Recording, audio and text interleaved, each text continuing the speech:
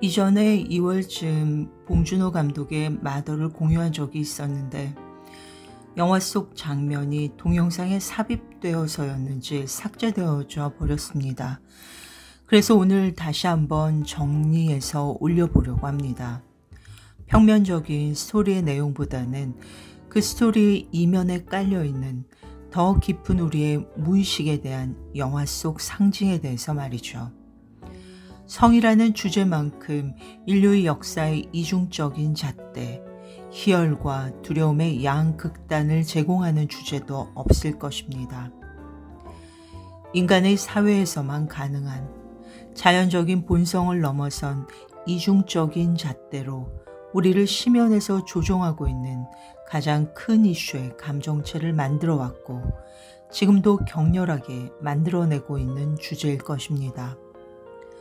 어머니라는 여성성은 아버지, 남편, 그리고 아들로 드러나는 남성성을 가족이라는 관계 속에서 체험하게 됩니다.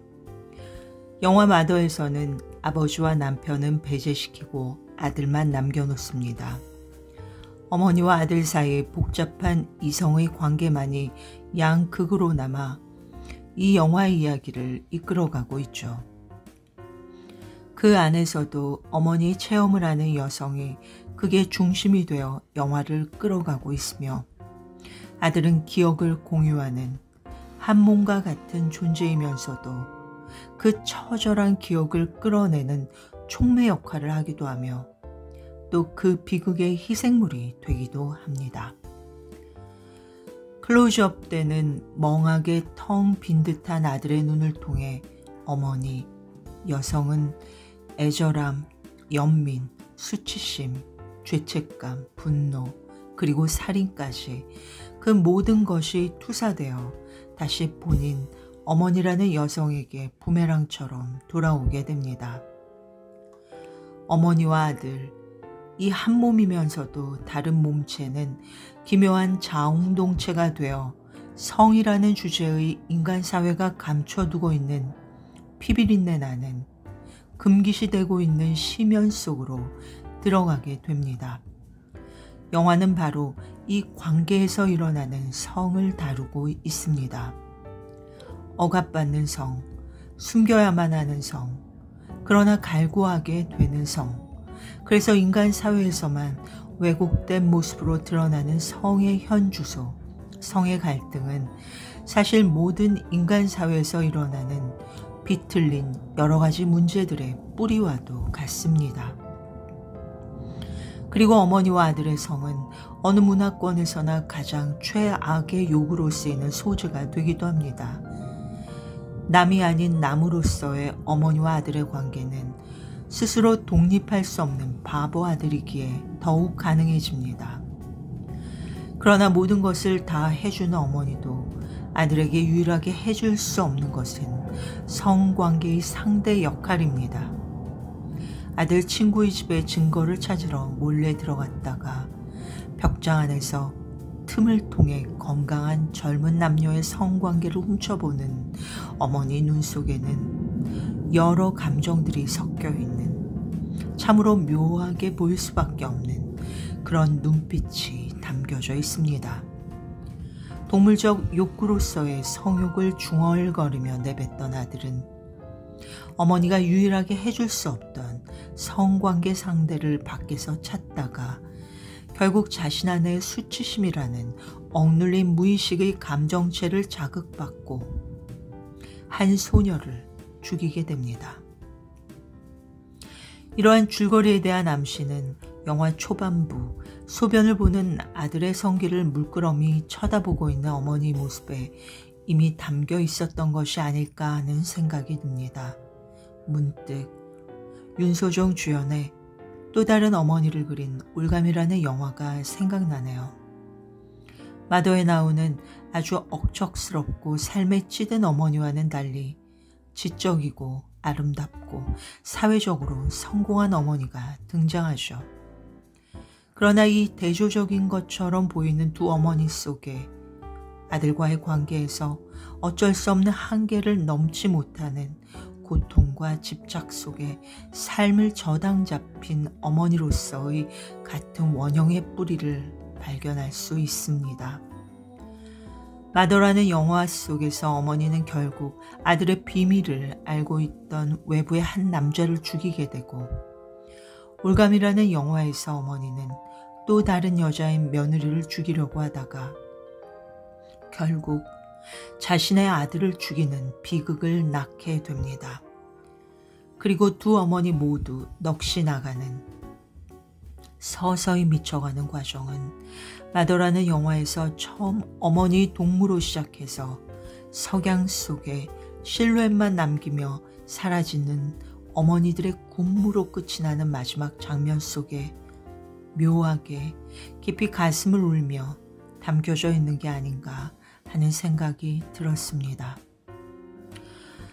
영화 속에 보여진 어머니, 그리고 어머니들이 막춤에는 머릿속으로 고안된 안무가 없이, 누구에게 보여주려는 의도가 없이 계속 이어져 내려오는 한의 에너지에 그냥 몸을 맡긴 채 체념을 넘어선 그 이상의 흐느적거리며 살아왔던 어머니들의 삶의 이면을 끈적하게 보여주고 있는 것 같습니다. 그리고 남성으로 대변되는 아들은 자기 자신을 어린 시절 죽이려고 했던 어머니의 그 처절한 기억과 외부의 남자를 어머니가 실제로 죽이는 현장인 그 남자의 고물상에 남겨두고 온 어머니의 침구 세트를 멍한 기억으로부터 끌어내며 어머니를 계속 처절하게 그리고 섬찟하게 자극시키는 역할을 하게 됩니다. 그러나 어머니는 자신이 살아온 삶의 직면에서 성찰하고 해원에 이르는 법을 아직은 알지 못하기 때문에 두려움으로 더 지독한 삶의 악순환의 고리인 까르마의 늪에서 나오지 못하고 헤매이게 됩니다. 이러한 여자들의 한의 이야기는 바로 쌀이라는 상징에 담겨져 있습니다. 아들에게 살해당한 그 소녀의 핸드폰이 묻혀있던 쌀독은 먹고 살기 위해 남자들에게 몸을 팔았던 여자들이 살기 위해 먹어야 하는 것, 그 수치심과 모멸감의 기억이 담겨져 있는 상징이었던 것입니다. 소녀가 살기 위해 성관계를 했던 남자들의 기억이 담겨져 있는 핸드폰을 쌀독에 숨긴 사람은 바로 그 소녀의 할머니였고, 그 할머니에게서 소녀로 이어지는 여자들의 한의 에너지는 그렇게 쌀독 안 깊숙이 이어져 내려왔던 것이죠. 쌀이라는 상징은 동네 남자아이들이 그 소녀에게 붙인 쌀떡이라는 별명에서도 보여지듯이 대를 이어 내려오는 여자들의 성녀와 장녀의 양극단의 굴레 속에서 밑바닥으로부터 수치심과 죄책감을 일으키는 거대한 검붉은 한의 저수지로 작용했던 것입니다. 아들은 자신을 바보라고 부르며 모욕하던 소녀를 죽이게 되고, 어머니는 그 비밀을 알고 있던 늙은 남자를 죽이게 되는 비극적인 남녀, 아들과 어머니의 얽히고 설킨 이야기 속에 망각으로 돌아가는 구멍, 그 침자리가 있는 허벅지에 어머니는 침을 놓으며 습관적으로 망각을 애써 선택하게 됩니다.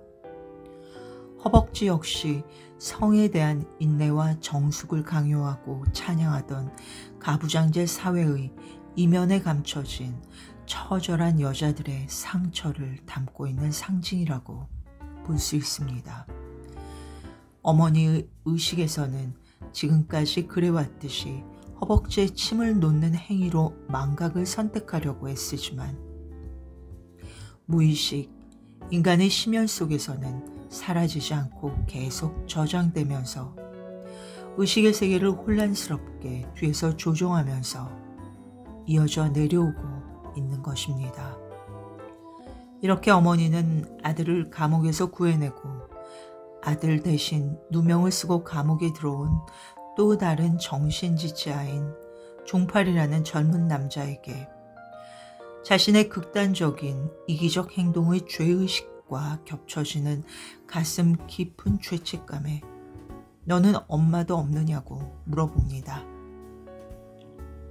그리고 유치장의 그 장면은 거울에 끊임없이 되비추어지며 우리 인간의 집단 무의식 속에 이러한 악마의 심연이 지금까지 계속 이어져 오고 있다는 것을 상징적으로 보여주고 있습니다.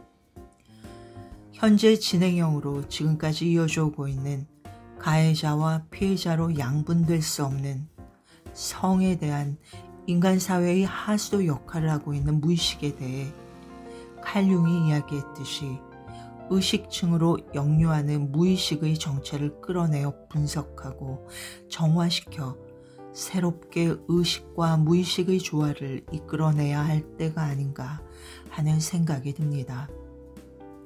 아들이 바보가 되고 독립하지 못하게 되는 것은 다름 아닌 사랑으로 착각하면서 자신의 집착을 돌아보지 못하고 있는 어머니 자신이 바로 그 원인일 수도 있기 때문입니다. 여성의 에너지를 억압하고 능욕하려고 하는 마초와 여성의 에너지에서 벗어나지 못하고 두려움에 독립하지 못하는 마마보이의 양극단 역시 남성의 내면에 있는 여성의 에너지와의 균형을 이루지 못하는 상태라는 측면에서 그 뿌리는 같은 일란성 쌍둥이라고 할 수 있겠습니다.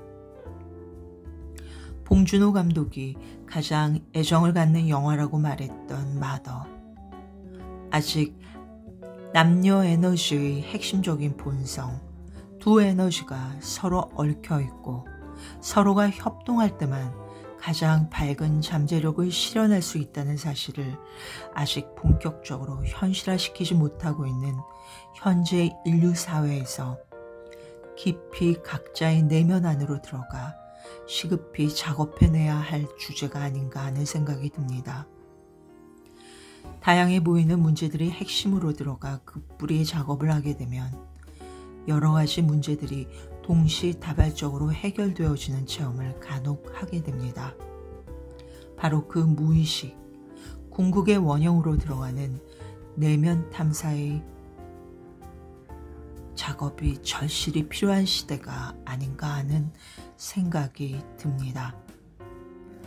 외면을 보는 사람은 꿈을 꾸고 내면을 보는 사람은 깨어있기 때문입니다.